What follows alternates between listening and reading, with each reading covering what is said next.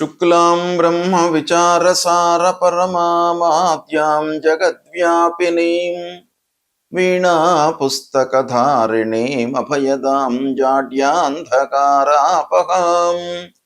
హస్తే స్ఫాటికమాలికాం విదదతీం పద్మాసనే సంస్థితాం వందే తాం పరమేశ్వరీం భగవతీం బుద్ధిప్రదాం శారదాం.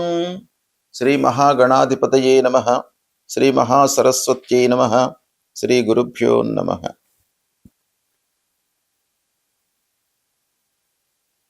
జూన్ నెలలో ప్రత్యేకంగా స్త్రీలకు గోచార ఫలితాలు ఎలా ఉన్నాయో తెలుసుకుందాం. ఈ జూన్ మాసంలో ఉన్నటువంటి గ్రహస్థితిని ఒక్కమారు మనం పరీక్షించినట్టయితే సూర్యుడు 15వ తారీఖు వరకు వృషభ రాశిలో సంచరిస్తున్నాడు. తదనంతరం మిథున రాశిలోకి ప్రవేశించి మాసాంతం కూడాను మిథున రాశిలో ఉంటున్నాడు. కుజుడు 20వ తారీఖు వరకు మేషరాశిలో ఉంటున్నాడు. తదనంతరం వృషభ రాశిలోకి ప్రవేశిస్తున్నాడు. ఇక బుధుడు 22వ తారీఖు వరకు మిథున రాశిలో ఉంటూ తదనంతరం కర్కాటక రాశిలో ప్రవేశించి మాసాంతం వరకు కర్కాటక రాశిలో ఉంటున్నాడు. గురువు 2వ తారీఖున ఉచ్చస్థానమైనటువంటి కర్కాటక రాశిలోకి ప్రవేశిస్తున్నాడు. శుక్రుడు 8వ తారీఖు వరకు మిథున రాశిలో సంచరిస్తున్నాడు. తదనంతరం కర్కాటక రాశిలోకి ప్రవేశించి మాసాంతం కూడాను కర్కాటక రాశిలో ఉంటున్నాడు. శనైశ్చరుడు మీనరాశిలో సంచరిస్తున్నాడు. రాహువు కుంభరాశిలో సంచరిస్తున్నాడు. కేతువు సింహరాశిలో సంచరిస్తున్నారు. ఈ విధంగా గ్రహస్థితి ఉంది. మేషరాశి వారికి జూన్ నెలలో ప్రత్యేకంగా మహిళలకు, స్త్రీలకు ఎలాంటి ఫలితాలు ఉంటాయి అనే విషయాన్ని మనము తెలుసుకుందాం. ఈ జూన్ మాసంలో స్త్రీలకు కుటుంబ బాధ్యతలు పెరిగే అవకాశం, 2వ తారీఖు నుండి ఖర్చులు పెరుగుతున్నాయి. అయినప్పటికీ ఖర్చులు సద్వినియోగం అయ్యే అవకాశం ఉంది. ఇక ఉద్యోగం చేస్తున్నటువంటి స్త్రీల విషయం ఆలోచించినట్టయితే ఆఫీస్ ప్లేసులో అధికారుల యొక్క ఆదరణ లభిస్తుంది. గృహ సంబంధమైనటువంటి విషయాలలో కొన్ని మార్పులు చేర్పులు కనబడుతున్నాయి. అలంకరణలపై ఆసక్తి పెరుగుతుంది. ఇక 20వ తారీఖు తర్వాత కుజుడు ధనస్థానంలోకి ప్రవేశిస్తున్నాడు. ఆ 2వ స్థానము వాక్స్థానంలోకి రావడం మూలకంగా కొంత మాటల లోపల మీలో కఠినత్వము పెరిగే అవకాశం ఉంది. దాన్ని తగ్గించుకున్నట్టయితే ఆనందంగా మీరు ఇంట్లో ఉండగలుగుతారు. ఇకపోతే దాంపత్యంలో చిన్న చిన్న ఇబ్బందులు, వాదనలు పెరిగే అవకాశం కనబడుతుంది. తల్లి యొక్క ఆరోగ్యము కొంత శ్రద్ధ వహించాలి. ఈ సమయం లోపల వాహన ప్రయాణాలలో జాగ్రత్త. వాహనముల మూలకంగా కొన్ని ఇబ్బందులు కనబడుతున్నాయి. ఇక విద్యార్థినులకు ఏకాగ్రతతో ఉండడం చాలా అవసరము. ఈ సమయం లోపల విద్యార్థులకు కొంత కాన్సంట్రేషన్ తగ్గే అవకాశం ఉంది. కనుక మీ వైపు నుండి కొంత ఎఫర్ట్స్ అవసరము. ఇకపోతే శుక్రుడి యొక్క అనుకూలం మూలకంగా సంతోషంగా ఉంటారు. గృహ వాతావరణము ఓవరాల్గా బాగానే ఉంటుంది. కావలసినటువంటి వస్తువులను కొనుగోలు చేస్తారు. బంధువుల ద్వారా శుభవార్తలు అందుతాయి. జూన్ మధ్య లోపల కొత్త పరిచయాలు ఏర్పడతాయి. తద్వారా మీరు కొంత సంతోషంతో ఉంటారు. ఇక ఆధ్యాత్మికత వైపుకు ఎక్కువగా మనస్సును నిలిపే అవకాశం ఉంది. ఈ మాసం లోపల గృహంలో శుభకార్యాలు, వాటి విషయమై చర్చలు జరుగుతూ ఉంటాయి. ఇక ఉద్యోగం చేస్తూ ఉన్నటువంటి మహిళలకు ఆదరణ లభిస్తూ ఉన్నప్పటికీ ఉద్యోగం లోపల మార్పులు గోచరిస్తున్నాయి. అది పాజిటివ్గానే ఉంటుంది. సంతానం విషయం లోపల సంతృప్తిగా ఉంటారు. ఇక గిట్టని వారి మూలకంగా కొన్ని అనర్థాలు ఈ మాసంలో కలిగే అవకాశం. ఇకపోతే ఆరోగ్యము నిలకడగా ఉన్నప్పటికీ వేడి సంబంధ సమస్యలతో కొంత ఇబ్బంది పడేటువంటి అవకాశం కనబడుతుంది. మీరు ఓవరాల్గా ధైర్యంగా నిర్ణయాలు తీసుకునేటువంటి అవకాశం ఈ మాసంలో ఉంది. ఇక ఈ మాసంలో ఉన్నటువంటి గ్రహస్థితిని ఓవరాల్గా మనం చూసినట్టయితే మేషరాశిలో జన్మించినటువంటి స్త్రీలకు నెలాఖరులో మానసికంగా ప్రశాంతంగా మీరు ఉండేటువంటి అవకాశాలు బాగా ఉన్నాయి. ఈ స్థితిని మీరు సద్వినియోగపరుచుకున్నట్టయితే చాలా విషయాలలో సంతృప్తితో ఉంటూ సుఖమయంగా మీరు ఈ మాసాన్ని గడపడానికి అవకాశాలు బాగా ఉన్నాయి.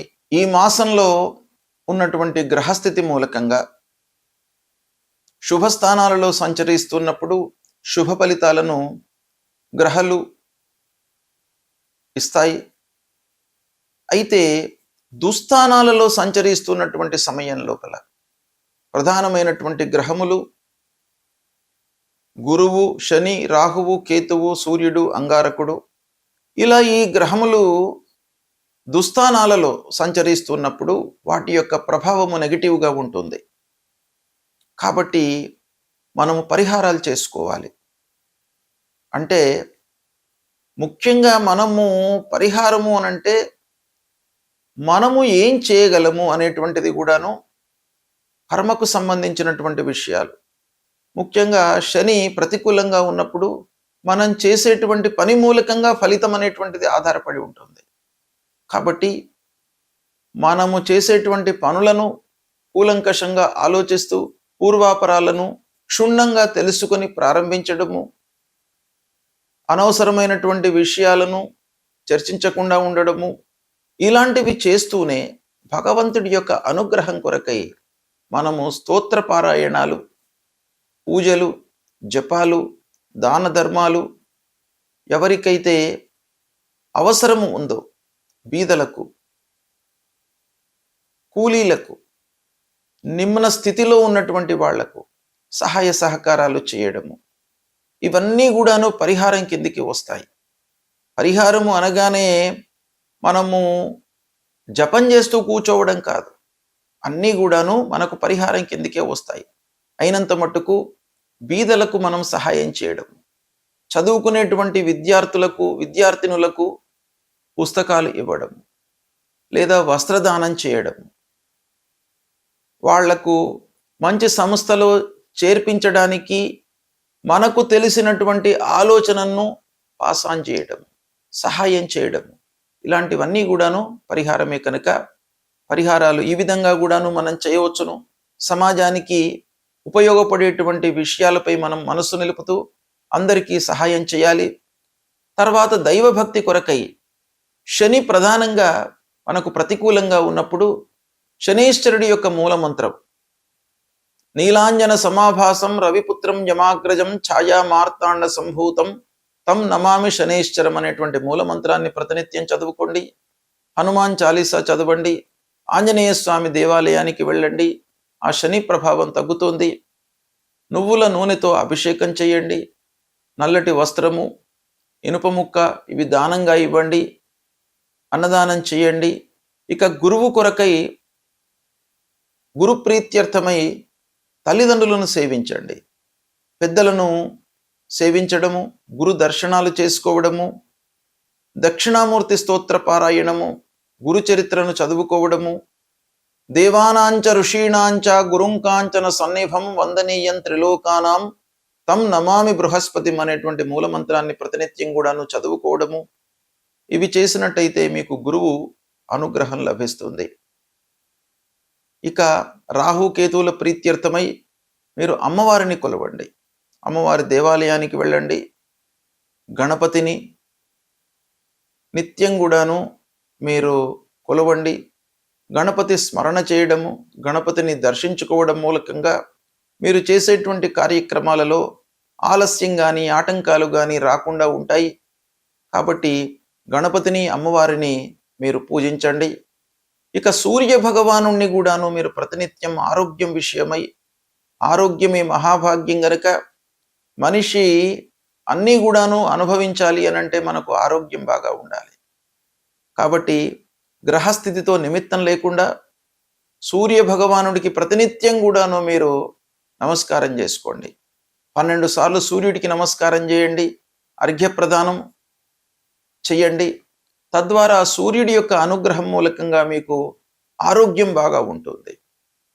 ఆరోగ్యము మనకు చాలా ముఖ్యమైనటువంటిది అన్నిటికంటే కూడాను.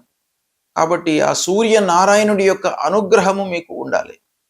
కనుక సూర్యుడికి నమస్కారం చేసుకోండి. వీలైతే సూర్య నమస్కారాలు చేయండి. అది మీకు యోగా విధానంగా సూర్య నమస్కారాలు ఉంటాయి. దాన్ని చేసినట్టయితే ఆరోగ్యము, మనస్సు, బుద్ధి ఇవన్నీ కూడాను మీకు అనుకూలంగా ఉంటూ అన్ని విషయాల లోపల కూడాను మీకు ఒక అభివృద్ధి మార్గంలోకి మిమ్మల్ని తీసుకువస్తుంది. కనుక అది చేయండి. విష్ణు సహస్రనామ పారాయణం చేస్తూ ఉండండి. ఇవి చేసినట్టయితే మీకు గ్రహస్థితి ఎలా ఉన్నప్పటికీ, దుస్థానాలలో సంచరిస్తున్నప్పటికీ మిమ్మల్ని ఆ భగవంతుడు అన్ని రకాలుగా రక్షిస్తూ మీకు మంచి ఆలోచనలను ఇస్తాడు. కాబట్టి ఇవి చేయండి. శుభం.